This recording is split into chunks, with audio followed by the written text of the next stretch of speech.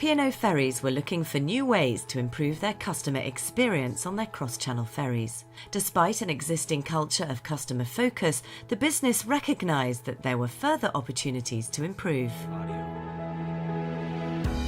We've got a good base of very passionate staff, but we weren't giving them the right tools to do their jobs as well as they could for the customer. We've got 46 sailings a day. Unlike a restaurant where you'll get a flow of passengers, 2,000 people can come on board. We've got 90 minutes to serve them. One of the biggest challenges we have is that there's an enormous expectation from them as to what they're going to be able to do. We have been focusing more and more on the customer experience. This time we want to actually get down to the root of the problem and resolve it once and for all. So it's trying to get that standardisation and consistency across 2,500 people, getting process improvement embedded into the culture, if you like, of the organisation. The whole object of the project was to improve the customer's experience. We had a problem with serving cold food through our food courts and we needed to address that.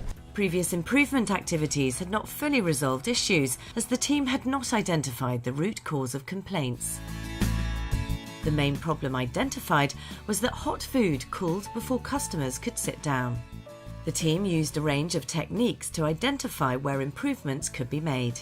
To get so many like-minded people across the business we'd never met before, some of us, to really brainstorm and put things up on the wall, that in itself was really rewarding. Learning to observe things in a different way, properly using data and measuring things in a way that we would never have thought would be relevant before. Clearer signage was installed to create more effective customer flow. The team also decluttered and streamlined the layout of the serving area. Queue management and how people are shown, visually assisted to get through what to them is a completely unfamiliar environment. One significant delay was caused by asking customers what they wanted included in their breakfast. The process of now how we offer the breakfast, by the nature of how you express yourself, you limit the choice a little bit, so you're speeding up the operation. Would you like fried or scrambled egg? Is there anything you don't want with your breakfast?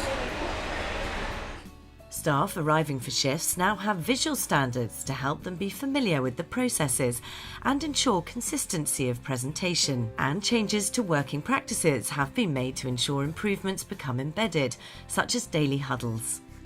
The crew get together, they discuss any issues from the previous day, they discuss the working routines for the day, what positions they'll be on, any issues, any changes, and that of course sets them up for the day. Historically, we've been very, very good at firefighting, rather than taking the time to figure out what caused the problem in the first place. We trust the business to fix things now.